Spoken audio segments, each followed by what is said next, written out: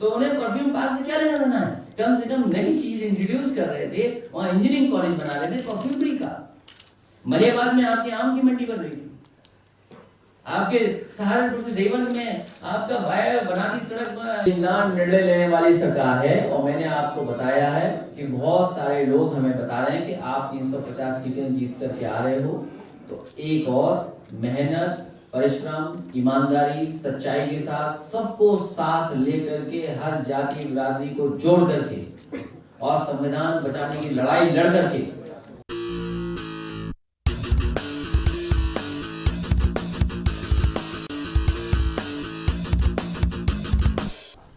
और पहले तो नोटबंदी ने मारा, जीएसटी ने मारा, और ये जो बीमारी आ गई है जिसने दुनिया को हिला दिया है, तो केवल दुनिया के लोग हिले नहीं है, लोगों की जान गई है।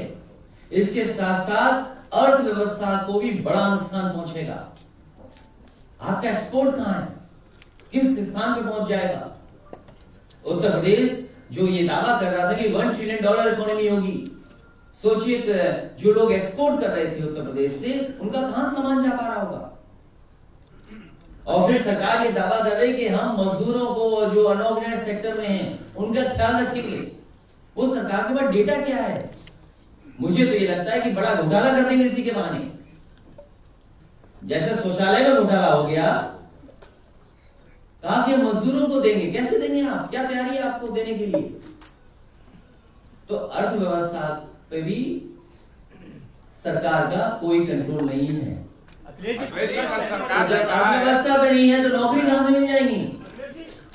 अखिलेश जी, कल सरकार ने कहा है कि पिछले 3 साल के बारे में क्या कह सकता हूं? नौकरियां लोगों को दी है जो किसी सरकार ने आज तक नहीं दी। क्या चीज?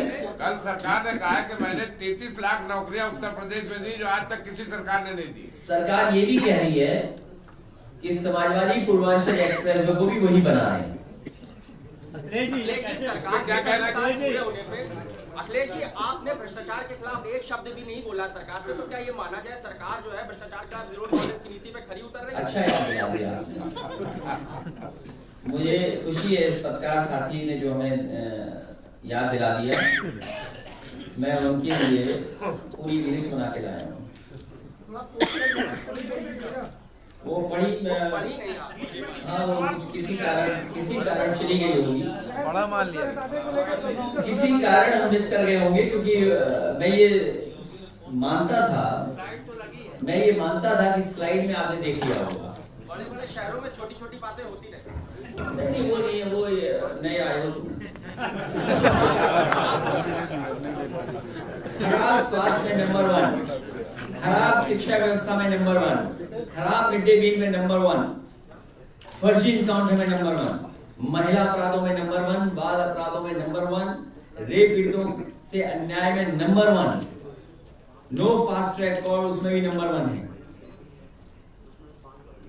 और भ्रष्टाचार में भी नंबर 1, बेरोजगारी में भी नंबर 1, रोजगार खत्म करने में भी नंबर 1, नो स्मार्ट सिटी, कोई मेट्रो अभी तक आगे नहीं बढ़ा पाए उसमें भी नंबर 1, जात के आधार पर फैसले लेने में नंबर 1, जात को बढ़ाने में नंबर 1, थानों में जात के हिसाब से पोस्टिंग करने में नंबर 1, अगर ना हो तो बताइए आप, और पुलिस के भ्रष्टाचार में भी नंबर 1, कस्टोडियल डेथ में भी नंबर 1,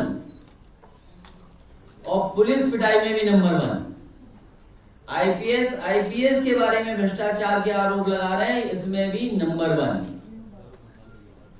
गंगा सफाई में भी गंगा सफाई में भी क्या सफाई हुई है? हजारों करोड़ साफ हो गए। और जैसा मैंने हमेशा कहा, जब तक नीयत साफ नहीं होगी तब तक गंगा साफ नहीं होगी। और पेड़ घोटाले में भी नंबर 1, और पत्रकारों के भी ऊपर अन्याय और अत्याचार में नंबर 1। अगर आपने खबर चला दी कि दाल में पानी ज्यादा था तो समझ लो कौन सी धारा लग जाएगी आपको। वो हम नहीं जानते। स्कूल के बच्चों में भी नंबर अपनी उपलब्धियां गिनाई उसमें को लेकर के नंबर 1 अपने को नहीं बताया। आप क्या मानते हैं अपने आप को किसमें अल्पसंख्यक को लेकर के कोई भी अपना नंबर नहीं बताया कि नंबर 1 पे है या नहीं है, कोई बात नहीं। अल्पसंख्यकों में उनके ऊपर अन्याय में ये सरकार नंबर 1 और खासकर मुसलमान भाइयों के ऊपर अन्याय करने में नंबर 1 से ऊपर कोई गिनती हो वो भी है। अखिलेश जी, सरकार ने दावा किया है सब जगह नंबर 1। अखिलेश जी, सरकार ने दावा किया है कि पिछले 3 साल में एक भी चीनी मिल बंद नहीं हुई है। क्या सरकार ने दावा किया है कि पिछली सरकारों में चीनी मिलें बंद होती थी, पर हमारी सरकार के 3 साल के कार्यकाल में एक भी चीनी मिल बंद नहीं हुई। मैं सरकार से जानना चाहता हूं कि उत्तर प्रदेश में समाजवादी सरकार थी 2012 से लेकर के 2017 में, वो कौन सी चीनी मिल बिकी है वो सरकार मुझे बताए। और वैसे तो हमारे मुख्यमंत्री जी हैं, लेकिन उनका अगर भाषण सुने, जैसे उन्होंने कहा कि 2017 से पहले कोई मेट्रो नहीं थी, एक्सप्रेस में उनका है, तो क्या झूठ बोलने में नंबर 1 है सरकार के? नहीं। अखिलेश जी, वसूली में नंबर 1 सरकार है, क्या कहना चाहेंगे? मैं आपसे थोड़ा स्पेसिफिक पूछना चाहूंगा, किस चीज की वसूली में नंबर 1 है? घोटाले में एक आईएएस अफसर का नाम आया था, उसके बाद जांच में उनका जो साइड है फर्जी पाया गया।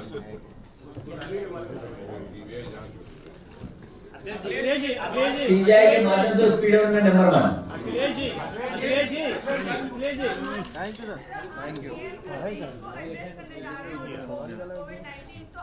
समय क्या है, कितने बजे कर रहे हैं? तो एक बार 8 बजे पहले भी किया था उन्होंने। अध्यक्ष जी, कल जो है उन्होंने कहा कि जो है पिछली सरकार जो थी उनका काम बोलता था और इस सरकार में, हमारी सरकार में काम दिखता, दोनों में इतना अंतर। अखिलेश जी, एक सवाल है सर, अभी भी समाजवादियों के काम को ही काम बना रहे हैं। कैसी सरकार होगी जिनके सबसे बड़े नेता उनके नाम पर कोई अपना काम नहीं कर पाए? मैंने कितनी बार कहा कि कम से कम बटेश्वर में जहां पर पैदा हुए थे और देश के प्रधानमंत्री बने, कम से कम बड़ी यूनिवर्सिटी बना देते वहां बटेश्वर के लोगों के लिए। लोक भवन में खाली जगह मिल गई, तो इन्हें खाली जमीन अगर दिख गई तो गौशाला बन जाएगा, नहीं तो अपने किसी महापुरुष का स्मारक बना देंगे। केशव प्रसाद मौर्य बोला है 300 से अधिक सीटें इस बार आएंगी 2022 चुनाव में। समाजवादी पार्टी की 351 सीटें आ रही हैं। 351 2022 में। अब आप जान लीजिए 351 कितनी सीटें होती हैं। समाजवादी पार्टी कोरोना में क्या मदद करना चाहती, कैसे करना चाहती? कल मुख्यमंत्री जी ने अपने भाषण में कहा है कि हम प्रधानमंत्री मोदी के भावना अनुरूप 1 ट्रिलियन इकोनॉमी बनाने के अग्रसर हैं, उस पर क्या कहना चाहेंगे? हमारे पत्रकार साथी ने बहुत इंपॉर्टेंट सवाल पूछा है। अगर सरकार ये दावा करती कि $1 ट्रिलियन इकोनॉमी उत्तर प्रदेश की होगी, तो मैं सरकार से जानना चाहता हूं कि सरकार की तरफ से इन्वेस्टमेंट क्या आएगा और प्राइवेट इन्वेस्टमेंट कितना आएगा, ये सरकार बता देगी। और अगर सरकार की तरफ से कोई इन्वेस्टमेंट नहीं हो रहा है इकोनॉमी में और माहौल नहीं बना पा रहे हैं इन्वेस्टमेंट लाने का, तो उत्तर प्रदेश की $1 ट्रिलियन इकोनॉमी संभव नहीं है। अखिलेश जी, ये बताइए, समाजवादी पार्टी कोरोना के लिए कैसे मदद करना चाहती, कैसे मदद करेगी? सभी कार्यक्रम समाजवादी पार्टी ने कैंसिल कर दिए हैं। साथ ही साथ हमारी अपील है कि हमारे कार्यकर्ता घर पे रहें, नवरात्र में व्रत रहें और कहीं भी किसी तरह की किसी को जरूरत हो तो फोन पर उपलब्ध रहें, चाहे उनका मित्र हो, पड़ोसी हो। अगर कोई मदद मांगता है तो उसका सहयोग करें। बनाने पर सवाल उठ रहा है, राज्यसभा भेज दिया सरकार ने, उसको लेकर किसको? रंजन गोगोई को देखो हम उत्तर प्रदेश तक सीमित हैं। पोस्टर विवाद पर यूपी सरकार सुप्रीम कोर्ट चली गई और अब 10 दिन का समय पोस्टर सरकार ने स्वीकार कर लिया कि उन्होंने गैर कानूनी काम किया था। उस सरकार से क्या उम्मीद करोगे जो संविधान और कानून को ना मानती हो? तो सरकार ने कम से कम स्वीकार तो किया कि उन्होंने गैर कानूनी काम किया था। सर विधायक जो है सपा के आपसे नाराज आजम खान साहब जो कि समाजवादी पार्टी के काफी जो है फाउंडर लोगों में से शामिल है, आपके पिताश्री के खास है, आज जब उन पर मुसीबत आन पड़ी है तो आपकी पार्टी के लोग उनके साथ क्यों खड़े नहीं नजर आ रहे? समाजवादी पार्टी पूरी उनके साथ है। उनके दुख तकलीफ में पूरा समाजवादी पार्टी परिवार उनके साथ है।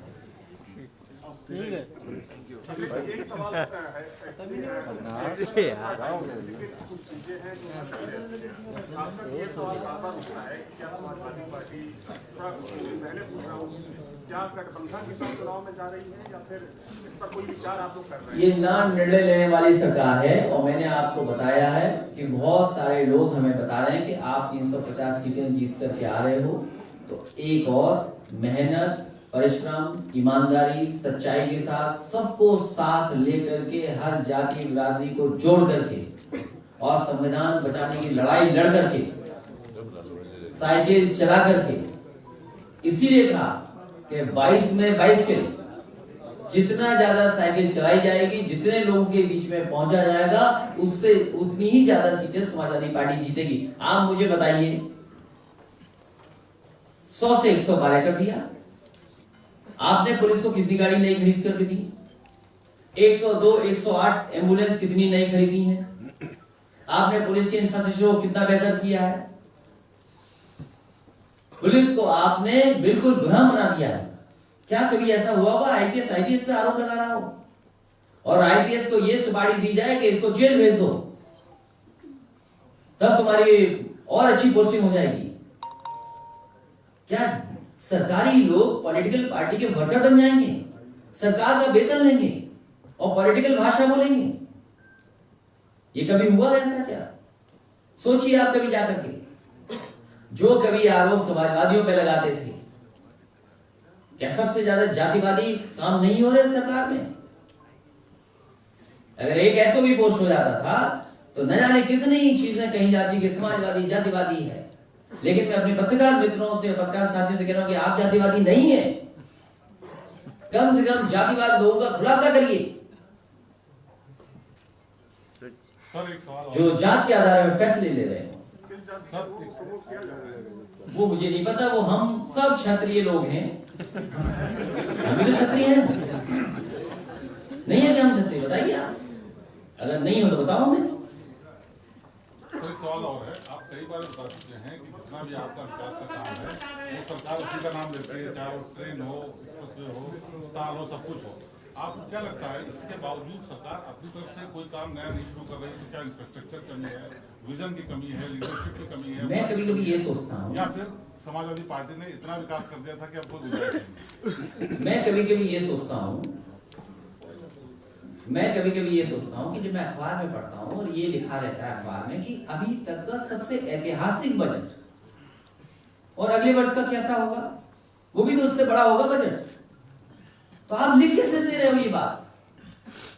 पिछले 2 बार से आप लिख रहे हो, हर वर्ष ये लिखते हैं आप कि ये ऐतिहासिक बजट है।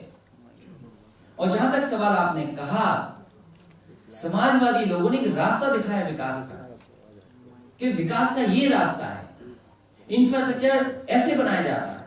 और मुझे खुशी है इस बात की कि पहले गवर्नमेंट के जो प्रोजेक्ट्स होते थे वो कभी भी समय पर और बिना उनका एस्टिमेशन बड़े पूरे नहीं होते थे। समाजवादी सरकार ने गवर्नमेंट के प्रोजेक्ट्स को टाइम पर खत्म कर करके दिखाया और तमाम सरकारी विभागों को काम के प्रति उन्हें लगाया। क्या कभी सोच सकते थे कि ऐसी बिल्डिंगें बन जाएंगी? कभी कोई सोच सकता था कि ऐसा रिवरफ्रंट बन जाएगा? रिवरफ्रंट इस्तेमाल करना था तो नेवी को दे दिया। नेवी ने जाना ही नहीं होगा, नेवी के लोग ही नहीं जानते होंगे किसने बनाया, वो तो यही सोच रहे होंगे कि योगी जी ने बनाया है। लेकिन उनके कान में जब सच्चाई गई तो उन्होंने कहा ये सरकार तो बहुत झूठी है, ये कहा। तो समाजवादी पार्टी ने रास्ता दिखाया और केवल प्रदेश को नहीं देश को रास्ता दिखाया। एग्जाम्पलरी काम हुए। मैं आपसे जानना चाहता हूं कि आगरा लखनऊ एक्सप्रेस वे से सुंदर देश में एक एक्सप्रेस वे हो तो बताइए आप। आपके जो हॉस्पिटल्स बने, कैंसर इंस्टीट्यूट जो बने, आप देखिए लोहिया के पीछे जो बिल्डिंग बनी है, आप जाकर के देखिए बलिया में जो बना है सबसे बड़ा पुल बना है, वहां पर यूनिवर्सिटी थी, स्पोर्ट्स कॉलेज दिया।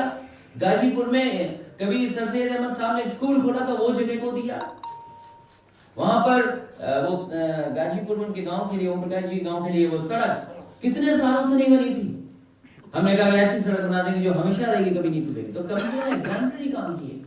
वर्णा नदी को साफ कर रहे थे कि वर्णा नदी कैसे साफ बहेगी।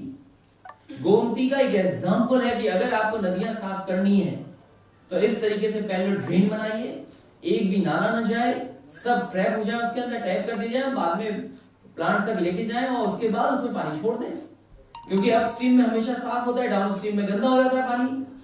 तो ये एग्जाम्पलरी काम किए थे। जिस बिल्डिंग का अभी लास्ट में उद्घाटन किया, एक पार्किंग की बिल्डिंग थी, क्या कोई बना सकता था इतनी बड़ी पार्किंग की बिल्डिंग? कुछ कार्यकर्ता आए और दुखी हुए, बोले कि आपकी बनाई हुई पार्किंग की बिल्डिंग इन्होंने उद्घाटन कर दी। हमने कहा केवल इतने से दुखी हुए आप? इसका तो ठेकेदार भी चला गया, वो राज्यसभा बना था वो भी चला गया। तो समाजवादी पार्टी ने एग्जाम्पलरी काम किए। क्या आप सोच सकते थे घंटाघर इतना सुंदर दिखेगा? अधिकारियों में ट्रांसफर होते थे, समाजवादियों ने एज इट इज पुल बना दिया। तो गाजियाबाद जाइए, कभी सड़क पे चलिए, जो सड़क बनी elevated, single pair 6 lane elevated road. आप दिल्ली में बता दिए कहीं बनी हो, कलकत्ता में ऐसी सड़क बनी हो तो बता दें, आप बेंगलोर में बता दें, चेन्नई में बता दें, मुंबई में बता दें। अगर इन शहरों में नहीं बनी है और समाजवादियों ने कम से कम गाजियाबाद में बना दी हो तो उन्हें बुरा लगता है। वो आपके काम को फेस नहीं कर पा रहे हैं। और आप तो शिल्पग्राम में जाने कितनी बार गए होंगे? आप शिल्पग्राम में गए हो, कभी भदोही में जाइएगा जो कारपेट बाजार बनाया है, और नोएडा में जाइए जो सिटी सेंटर बनाया है।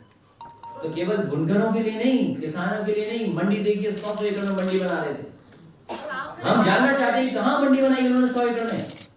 अरे किसान को कहां से प्लेटफॉर्म दोगे, कहां से रेट मिलेगा?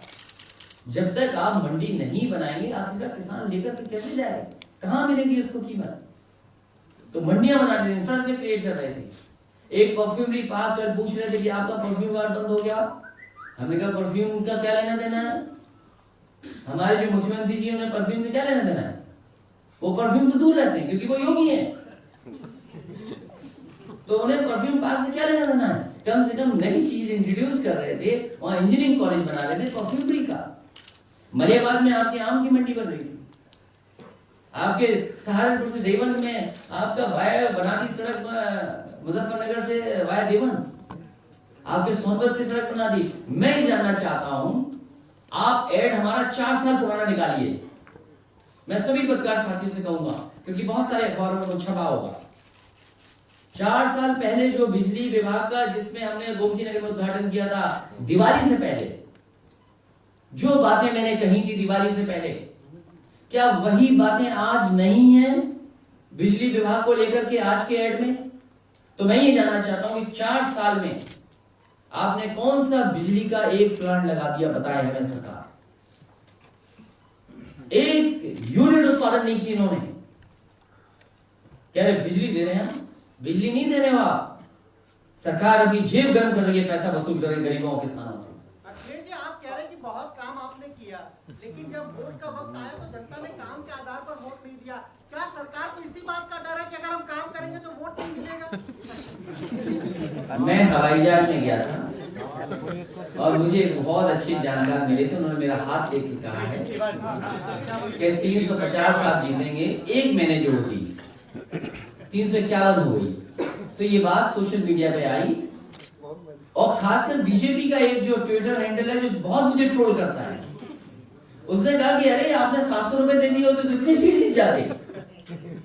वो तो बीजेपी के लोग ये कह रहे हैं, बीजेपी का हैंडल ये कह रहा हो, नहीं बीजेपी का हैंडल ये कह रहा हो कि अगर आपने 700 रुपए दे दिए होते तो आप ये आता आपके पास। अखिलेश जी, मंगलवार को आपको हनुमान जी के साथ में तस्वीरें आई थी। 25 मार्च को अस्थाई मंदिर पे शिफ्ट हो रहे रामलला के दर्शन करने जाएंगे आप? फिर मैं तुम्हारी भाषा नहीं बता दूं। जो राम है वो कृष्ण है, जो कृष्ण है वो राम है। दोनों के मैं भगवान वेंकटेश में देखता हूँ। ये सब अवतार भगवान विष्णु के हैं और ये सब भगवान मेरे घर में रखते हैं।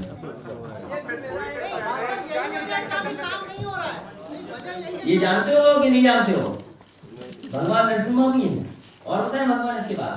मेरा एक सवाल है, एक बात ये आ रही है लगातार कि शायद जिनको बाबा मुख्यमंत्री कहते हैं उन्होंने आज नहीं कहा, आज नहीं कहा तो योगी मुख्यमंत्री हाँ योगी।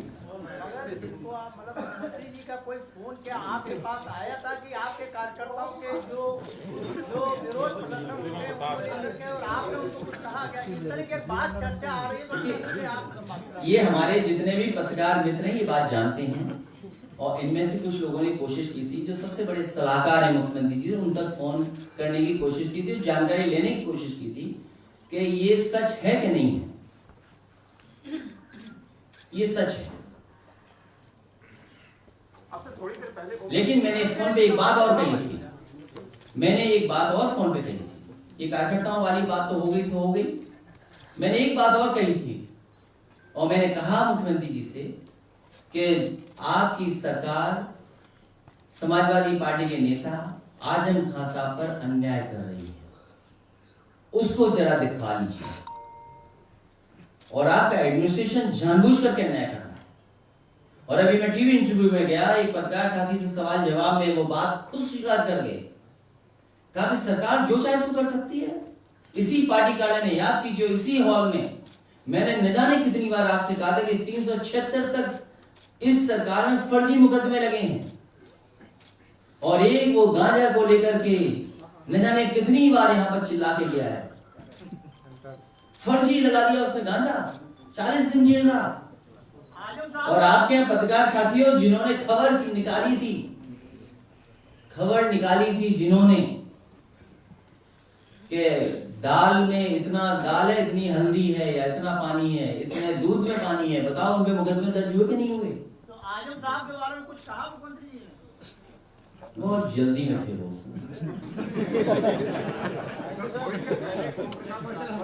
लेकिन ये बात तो सरकार जान ले कि भाई आप भी मुकदमे कैसे लगा रहे? इतना अन्याय किसी सरकार में नहीं हुआ होगा। इतना अन्याय किसी सरकार में नहीं हुआ होगा जितना इस सरकार में हो रहा है। और इस अन्याय की वजह से ही विदाई है। इसीलिए मैंने कहा कि सबसे बड़ी उपलब्धि इस सरकार की ये है कि 300 विधायक नाराज हैं। ये सबसे बड़ी उपलब्धि है। सोचिए आप। आपके संपर्क में कितने हैं? आपके संपर्क में कितने हैं? बताइए। संपर्क में कितने हैं? बता दो। जब 22 में चुनाव जनता के बीच में हो जाएंगे। अभी तक दो दलों ने चुनाव लड़ने का फैसला किया है, प्रकाश राजभर की पार्टी और शिवपाल सिंह यादव की पार्टी ने। कुछ कहना चाहेंगे इस पर? देखिए, एक ही ओम प्रकाश राजभर जी कम से कम सच बोलते थे उस सरकार में। सच बोलने की सजा भुगत रहे हैं।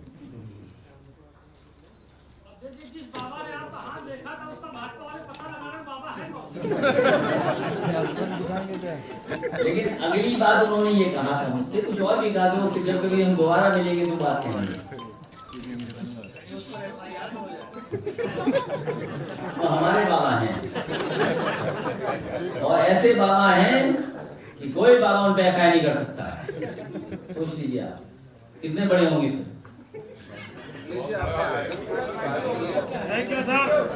चलिए, बहुत धन्यवाद। आप स्वस्थ रहें और कोरोना जैसी बीमारी न फैले। बचाव ही करना हमारे लिए आपके लिए प्राथमिकता है। बहुत बहुत